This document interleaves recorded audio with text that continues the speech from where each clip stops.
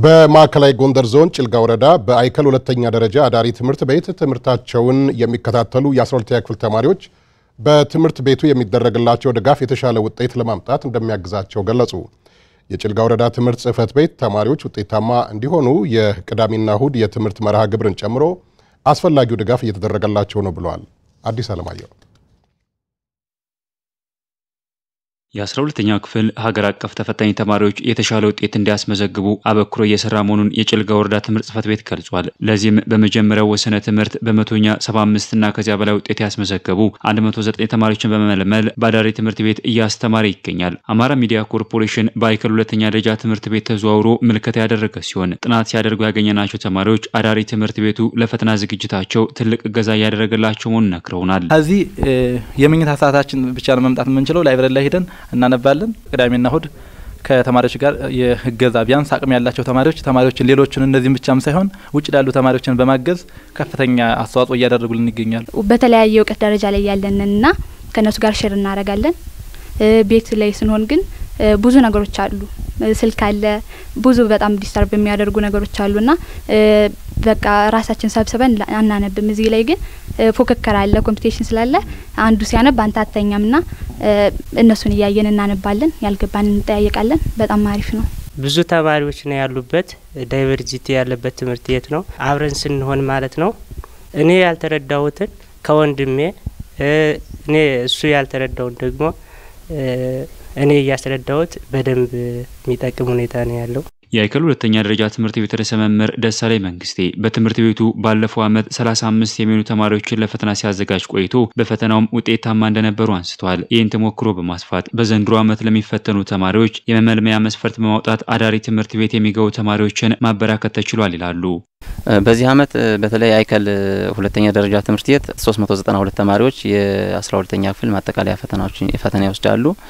ከዚህ ውስጥ 60ዎቹ የአይከል ሁለተኛ ደረጃ ትምህርት ቤት እዚያ አዳሪ መርሃ ግብር ላይ ይካተታሉ ማለት ተካተዋልም እዚሁም ይገኛሉ።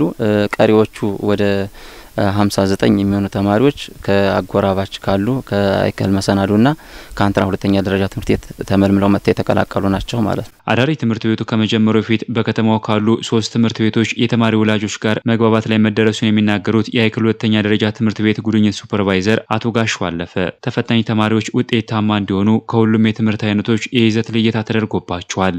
ምንድነው የሚያስተምሩት የአዳር ፕሮግራም የተጀመረው ሚለውን 8ቱንም የትምህርት አይነቶች የይዘት ልየታን ያደረግነው። የይዘት ልየታ ያደረግነው ምንድነው ከ9ኛ ክፍል እስከ 12ኛ ክፍል የሚማሯቸውን የትምህርት ይዘቶች ሊስት አውት አድርገን መጠይቅ አዘጋጅተን እነዛን መጠይቆች ለእያንዳንዳቸው ተማሪዎች እንዲደርሳቸው የማድረግ ስራ ነው የተሰራው። በጭልጋ ወረዳ በዘንድሮ ዓመት 1637 ተማሪዎች እንደሚፈተኑ የተናገሩት ደግሞ የጭልጋ ወረዳ ትምህርት ጽሕፈት ቤት ኃላፊ አቶ አትርሰው መዝገቡ ናቸው። ባለፈው ዓመት ያጋጠመውን ዝቅተኛ የፈተና ውጤት ለማሻሻል ከመደበኛ የመማር ማስተማር መርሃ ግብር በተጨማሪ የቅዳሜና እሁድ የማካካሻ ትምህርት እየተሰጠ ነው ብለዋል። እነዚህ ተማሪዎች የሚደገፉበት ፕሮግራም አለ። ከዛ ባሻገር ደግሞ ያቻላቸው ተማሪዎች እዚህ በአዳር ጥናት የሚታገዙ ተማሪዎች ተመልሰው ተማሪዎቻቸው የሚያግዙበት አደረጃጀት ተፈጥሮላቸዋል። ስለዚህ በርካታው ተማሪ ውጭ ላይ ነው ያለ፣ ጥቂቶች ተማሪዎች ደግሞ እዚህ ግቢ ውስጥ ገብተው ያዳሩም ፕሮግራም ይከታተላሉ። ማታ ያነበቡትን ደግሞ ቀን ወጣው መደበኛው ትምህርት ከተከታተሉ በኋላ ጓደኞቻቸውን የሚያግዙበት ስርዓት አለ ማለት ነው። የአዳሪ ትምህርት ቤቱን ለማጠናከር ከመምህራን ከወላጆችና ከባለድርሻ አካላት ጋር እየተሰራ መሆኑንም አንስተዋል። ተማሪዎች ሲያነቡ በጣም ሀይ ኤነርጂ ነው ሉዝ የሚያረጉት፣ ምግብ ይፈልጋሉ። ትምህርት ቤቶች ባላቸው አቅም በጀት እንዲይዙ፣ ወላጆች ደግሞ በእያንዳንዱ ተማሪ ወላጆች በተለይ 12ኛ ክፍሎች ወላጆች ተጠርተው ውይይት ተካሂዷል። ሰራተኞች አብዛይ ይፈልጋል፣ እሱንም ኦልሬዲ ተገንቷል፣ ተቀጥሯል፣ ቅጥር ተፈጽሟል። በአይከል ሁለተኛ ደረጃ አዳሪ ትምህርት ቤቱ ባለፈው ዓመት 35 የሚሆኑ ተማሪዎች የሀገር አቀፍ ፈተና ዝግጅታቸውን አድርገው ሁሉም ተማሪዎች 50% እና ከዚያ በላይ ውጤት አምጥተው ማለፋቸውን ትምህርት ጽሕፈት ቤቱ ገልጿል።